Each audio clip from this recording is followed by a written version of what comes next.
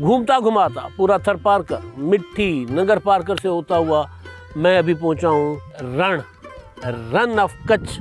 इधर ये हम खड़े हैं थर पारकर में। ये समंदर, इंडस डेल्टा, जहाँ पर समंदर से आकर दरिया सिंध मिलता है, उसके साथ ये लगता है। मैंने आपको इंडस डेल्टा के नज़ारे भी कराए हुए थे। जैसे ही रण शुरू हो जाता है तो कोई इंसान नहीं बसते यहाँ पर।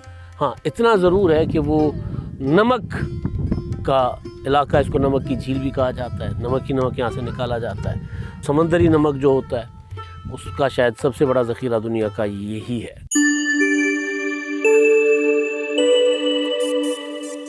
रन ऑफ कच्छ देखने का मुझे बहुत शौक़ था और मैं पहले भी कोशिश करता रहा कि रन ऑफ कच्छ आऊँ, लेकिन इस बार बहरहाल मैं कामयाब हुआ हूँ क्योंकि टाइम ज़्यादा था और मैंने रन ऑफ कच्छ का बिल्कुल वो हिस्सा देखा है जहाँ से अभी रण शुरू होता है। ये इलाका यानी जहाँ मैं खड़ा हुआ हूँ पाकिस्तान में है और उसके थोड़ा ही पास इंडिया की सरहद शुरू हो जाती है। पाकिस्तान और इंडिया के दरमियान रन ऑफ कच्छ पर काफ़ी सारे तनाज़ात भी रहे हैं, लेकिन क्योंकि मैं ट्रैवल लॉग कर रहा हूँ तो मैं आपको गाइड करता चलूँ कि अगर आपने रन ऑफ कच्छ आना है, और आपको आना चाहिए, आप देखें कि कितना खूबसूरत इलाका है। सबसे पहले तो आपके जहन में सवाल होगा कि जितना दूर दराज सहराए थर के भी बिल्कुल आखिर में अगर आप जा रहे हैं, नगर पारकर से भी आगे जा रहे हैं, तो आपको सड़कें कैसी मिलेंगी। आप अगर अपने सफ़र का आगाज़ कराची से करना चाहते हैं तो आपके पास एक रास्ता है कराची से हैदराबाद बाय रोड, आप सुपर हाईवे या मोटरवे, और वहाँ से हैदराबाद से मीरपुर ख़ास। हैदराबाद मीरपुर ख़ास रोड भी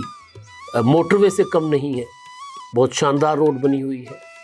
वहाँ से आप मीरपुर ख़ास से उमरकोट, और उमरकोट और मीरपुर ख़ास की सड़क भी बहुत कमाल सड़क बनी हुई है। फिर वहाँ से अगर आप मिट्टी जाना चाहें तो उमरकोट से मिट्टी, और मिट्टी से इस्लामकोट। और कहीं आपको कोई सड़क ऐसी नहीं मिलेगी जहाँ आपको कोई खड्डा, वो जो पंजाबी में कहते हैं टोया, वो मिले, ऐसा नहीं है। बिल्कुल साफ़ सुथरी सड़कें। और दिलचस्प बात यह है कि आपको जगह जगह पर ढाबे भी मिलेंगे खाने पीने के लिए। तो आप जब इस्लामकोट पहुँचेंगे तो इस्लामकोट से आप अपना सफ़र फिर नगर पारकर की तरफ, कारूंझर की तरफ करेंगे, और रास्ते में फिर आपको खूबसूरत सड़कों के साथ साथ आपको नज़र आएगा थर कोल पावर प्रोजेक्ट की चिमनियाँ, बड़े बड़े मंसूबे। तो आप वो सड़क के साथ जाएंगे नंगर पारकर। आपको नंगर पारकर में स्टे करना चाहिए। अगर आप कराची से आए हैं तो तवील सफ़र है, वहाँ पर आप शाम गुजारें, और कारूंझर पहाड़ की जो शाम है वहाँ पर मोर भी आपको मिलेंगे। वहाँ पर आपको अगर बरसात के मौसम में छोटे छोटे डैम्स भी मिलेंगे। भटियाणी डैम है, रणपुर डैम, इस तरह के 56 डैम्स हैं। लेकिन जो शहर के आसपास नंगर पारकर जो टाउन है छोटा सा, उसके आसपास आपको बहुत ज़्यादा डैम्स मिल जाएंगे। यहाँ पर आपको अच्छे और साफ़ सुथरे गेस्ट हाउस भी मिलेंगे, यानी सड़क भी आपको बेहतरीन मिलेगी। सिंध हुकूमत ने यहाँ पर सड़कों का जाल बिछा लिया। मैं क्योंकि अक्सर आता हूँ तो हर बार मुझे कोई ना कोई नई सड़क और पहले से ज़्यादा बेहतर सड़क बनी हुई मिलती है, किसी और इलाके से गुजरती हुई, किसी और गांव से गुजरती हुई। यानी सिंध हुकूमत ने पूरे सहराए थर में रोड इंफ्रास्ट्रक्चर बेहतर कर लिया, और पाकिस्तान में कहीं आपको इस तरह का रोड इंफ्रास्ट्रक्चर नहीं मिलेगा। इस तरह के इलाके में तो क्या, बल्कि बहुत ज़्यादा डेवलप्ड इलाकों में भी आपको नहीं मिलेगा। सिंध में, पंजाब में जो सबसे बेहतरीन रोड इंफ्रास्ट्रक्चर है वो हुकूमत सिंध ने यहाँ पर बनाया है, और उसी की वजह है कि थर, आप अगर मेरी तरह आते हैं ना मुतवातर, आपको हर 6 महीने के बाद थर में कोई ना कोई बड़ी और पॉजिटिव तब्दीली नजर आएगी। तो नंगर पारकर के बाद आप कास्बो की तरफ जा सकते हैं। कास्बो तारीखी मंदिर है। कास्बो के बाद चूड़ियों की तरफ जाते हुए फिर आप रास्ते में कट मार कर रन ऑफ कच्छ जा सकते हैं। तो उस तरफ अब जब जाएंगे तो वहाँ पर मकामी गाइड आपके साथ होना ज़रूरी है, जिसको पता हो रास्तों का, जिसको रण का पता हो, क्योंकि रण में लोग अगर भटक गए तो फिर रास्ता नहीं मिलता, और उसके बाद अगर शाम पड़ गई तो आपके लिए वापसी का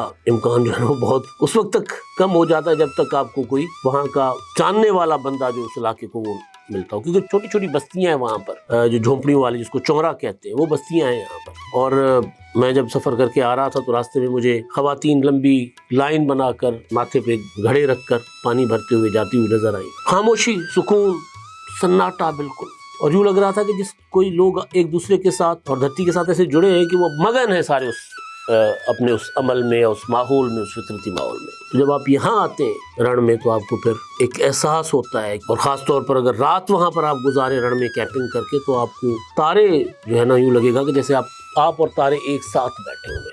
इतना कमाल रात का मंजर होता है। और यहाँ पर आप रुकना चाहें तो आपकी मर्जी है, या फिर आप अगर चूड़ियों मंदिर पर जाते हैं, जहाँ बिल्कुल सामने पाकिस्तान वाली साइड में जो मैदान है वो ग्रीन है और उसके बाद चटियल मैदान शुरू होता है, जो रण का वो हिस्सा जो इंडिया में है वो आपको नजर आएगा। शाम होते ही लाइटें जो है नजर आती है। तो रण आपने आना है तो आपको मैंने ये गाइड कर दिया है, रास्ता बता दिया है। सड़कें बहुत खूबसूरत हैं, बहुत शानदार सड़कें, सहूलतें तकरीबन सारी है, क्योंकि गेस्ट हाउसेज हैं तो वहाँ पर उमूमन रेगिस्तान में पानी नहीं मिलता पीने का मीठा, तो यहाँ पर अब वो जो बोतलों वाला पानी है वो शहरों से आ गया हुआ है, तो वो भी आपको मिल जाता है। नहाने के लिए भी आपको मीठा पानी मिल जाता है। तो बड़ा खूबसूरत एक सफ़र आपका हो सकता है अगर आप करना चाहें। आप बहुत ज़्यादा फैसिनेट होंगे, बहुत ज़्यादा इंजॉय करेंगे अगर आप इस तरफ आते हैं तो। मेरा ये ट्रैवल व्लॉग आपको कैसा लगा ये आपने बताना है, तो आपने अपना फीडबैक ज़रूर देना है। अल्लाह हाफ़िज़।